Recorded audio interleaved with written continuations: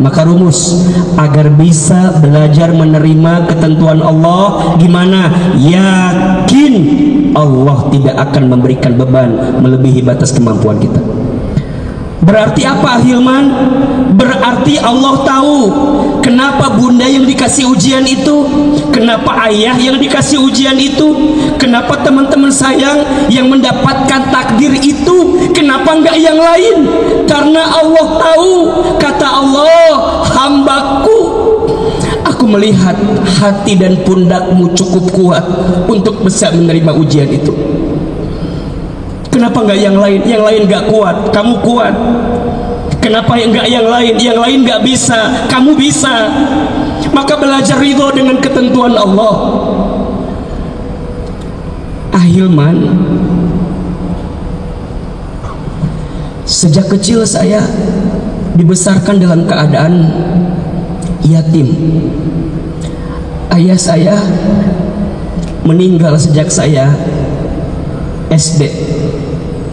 Setelah itu ibu saya mengurus saya sendiri sebagai seorang single parent.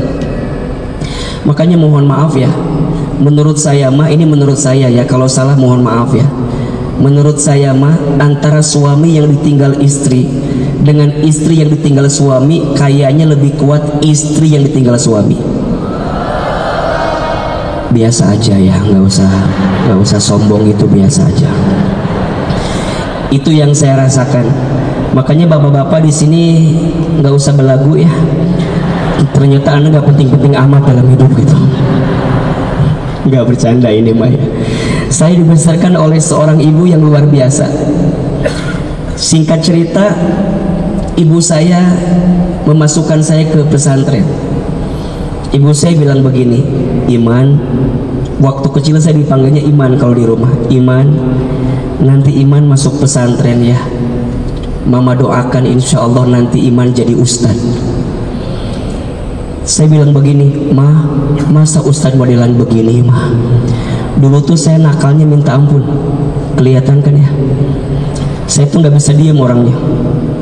Tapi ibu saya sering dikomplain sama tetangga, Ibu, ini si Iman begini. Apa kata mama saya? Shh, jangan begitu. Insya Allah nanti Hilman jadi ustad. Itu ucapan ibu saya. Kemudian singkat cerita, saya dimasukkan ke pesantren kelas 1, kelas 2, kelas 3 sampai kelas 4, kelas 1 SMA. Waktu kelas 4 itu kemudian ibu saya sakit stroke. Mungkin ada yang tanya, Aa di mana pesantrennya dulu? Saya pesantrennya di Garut, Pondok Pesantren Darul Arqam, satu alma mater dengan Ustadz Adi Hidayat. Beda angkatannya, beliau kakak kelas saya, beda 5 tahun dari saya di bawahnya beliau, adik kelasnya beliau. Saya dulu pernah marah sama Allah. Ya Allah, kenapa Engkau mengambil usia ayah saya di saat saya masih kecil, di saat saya masih butuhnya ayah saya, di saat saya sangat berharap kasih sayang ayah saya. Tapi ibu saya yang menguatkan. Apa kata ibu saya? Hilman, jangan khawatir, kita punya Allah. Kita punya siapa? Kita punya Allah. Kata mama saya, nanti Hilman belajar di pesantren ya.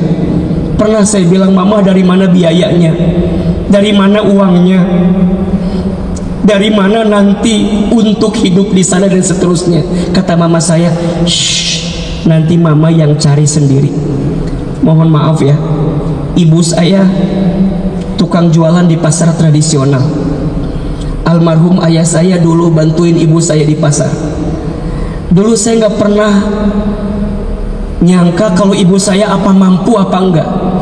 Makanya ibu saya itu punya kebiasaan setelah subuh berangkat ke pasar, pulang zuhur, sholat zuhur, ganti baju, setelah itu kemudian keliling kampung jualan. Yang penting anaknya bisa sekolah. Makanya seorang ibu itu untuk anaknya bisa berkorban apapun, betul? Seorang ayah juga demikian. Tapi kemudian Allah dengan segala skenarionya, ketika saya kelas 4, setara kelas 1 SMA, ibu saya sakit stroke. Setelah ibu saya sakit, ibu saya hanya bilang begini, Hilman, kalau Hilman mau sekolah harus pinter biar dapat beasiswa, karena mama udah nggak bisa ngasih lagi biaya sama Hilman. Setelah ibu saya sakit, makin terpuruk. Saya sempat marah sama Allah, ya Allah, kenapa engkau panggil ayah saya, setelah itu engkau panggil ibu saya dalam keadaan yang sakit, kenapa ya Allah? Tapi ibu saya tuh nggak pernah berhenti mendoakan kebaikan.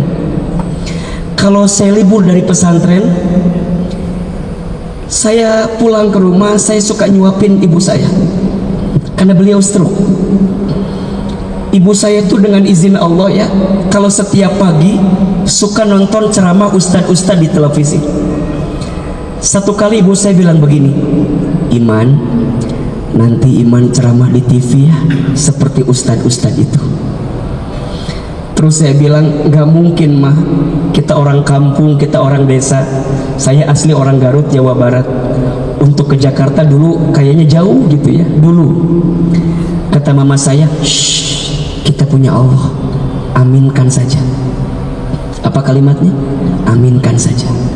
Ada iklan pakai bahasa Inggris. Kata mama saya, nanti Hilman sekolah pakai bahasa Inggris, maksudnya ke luar negeri. Saya bilang gak mungkin mah, dari mana biayanya? Kita orang miskin, kita orang susah. Kata mama saya, shh, kita punya Allah, Allah maha kaya, aminkan saja. Ibu saya punya kebiasaan, kalau setiap beres sholat baca talbiyah, labbaik Allahumma labbaik, labbaik la syarika lak labbaik. Satu kali saya tanya, Mama tuh kenapa kalau setiap beres sholat suka baca talbiyah?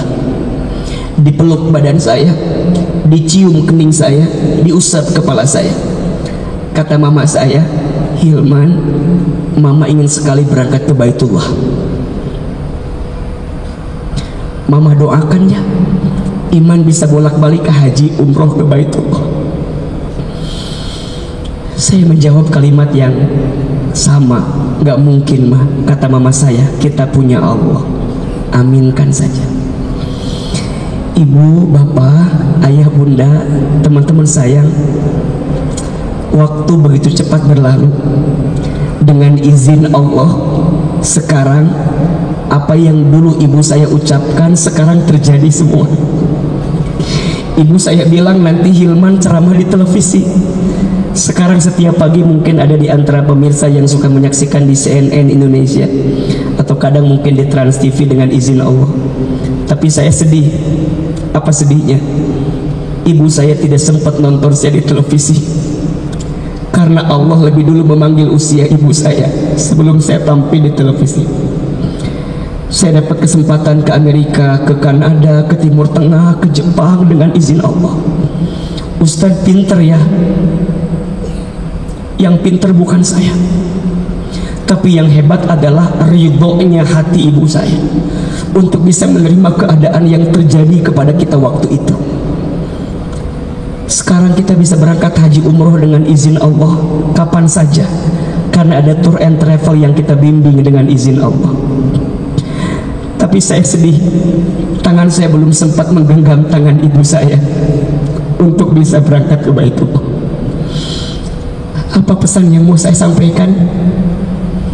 Yakin apa yang sedang Allah berikan kepada kita saat ini itu sesuai dengan kemampuan kita.